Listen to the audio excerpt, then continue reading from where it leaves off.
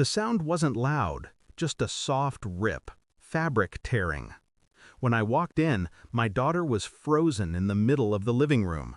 Her little hands clutched at the remains of a stuffed rabbit, her mother's last gift before the cancer took her. My wife stood over her, breathing hard, the toy's limp arm dangling from her fist. "Enough with this junk," she said. Her tone was light, almost bored.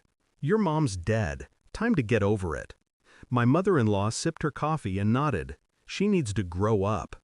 I didn't speak, didn't move, just watched my daughter's eyes, wide, wet, silent. She didn't cry, she looked at me instead, as if waiting for me to fix it. But I didn't, not yet.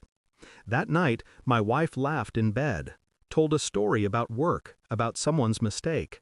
Her phone buzzed. She silenced it too quickly. Her smile was bright, too bright. She touched my arm, casual, careless. "You're quiet tonight." "I'm tired," I said. She rolled over. I watched the rise and fall of her back in the dark. My mind drifted to the rabbit, its head torn halfway off, to my daughter, sitting in silence beside the trash can where her stepmother had thrown it. And I wondered, when did cruelty become casual? When did love start to look like contempt? The phone buzzed again. A man's name lit the screen, not one I recognized. She didn't notice me watching. That was when I understood. The toy wasn't what she wanted to destroy. It was the memory, the last piece of a woman she could never compete with. And maybe she had already found someone who didn't remind her of me. The next morning, I packed lunches, kissed my daughter's forehead, and drove her to school. Then I drove to the office, but I didn't go in. I parked 2 blocks away and opened her phone bill. Every night, after midnight, one number, frequent, repetitive. I wrote it down.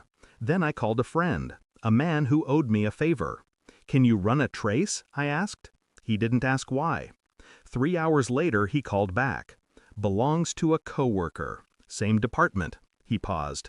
"She's been at his apartment a lot lately. Security cams don't lie." I thanked him quietly, hung up. That night I made dinner. She smiled again, told me about late meetings. I nodded, asked questions, played the fool. Inside, something was rearranging itself, slowly, deliberately, like furniture being moved in the dark. Not rage, not even jealousy, just clarity, the kind that cuts deeper than anger ever could. The photographs arrived the next day, a small brown envelope left at my office desk. Her car, his apartment, 2 silhouettes behind a curtain. I flipped through them one by one, each image quieter than the last. Not passion, just convenience. That evening I didn't speak during dinner.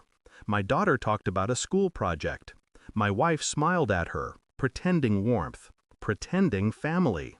When the dishes were done, I walked to the living room, placed the envelope on the coffee table, and sat across from her. She frowned. "What's that?" "Something I found," I said. She opened it. One photo slid into her lap. Another, then another. Her hands began to tremble. "I can explain," she whispered. "I know," I said. "You always can." My voice was calm, even gentle. That's what made it worse. I didn't shout, didn't accuse. I just stood and walked to my daughter's room. The torn rabbit sat on the shelf, its head now sewn carefully back on. My stitches, clumsy but strong. I handed it to my daughter. "Keep this," I told her. Then I returned to the living room. She was crying now, ugly, desperate sobs.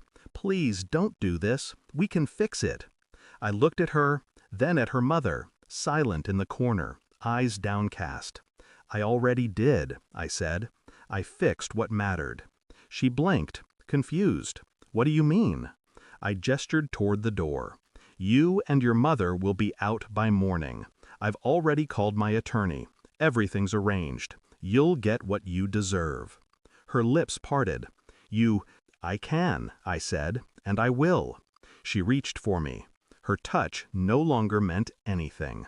That night, I stood in my daughter's doorway and watched her sleep. The rabbit lay beside her, whole again. The house was silent. Down the hall, I could hear faint crying, boxes being packed, doors opening and closing. I felt nothing. Not triumph, not grief. Just the clean quiet of a wound finally cauterized. People think revenge is about payback. It's not. It's about ending the noise. When the front door finally shut, I turned off the lights and whispered to the dark, she was wrong. Some things aren't meant to be gotten over. And the silence agreed. Thanks for watching. Don't forget to like, share, and comment. Subscribe now to Cheating Stories Insight World for more amazing stories.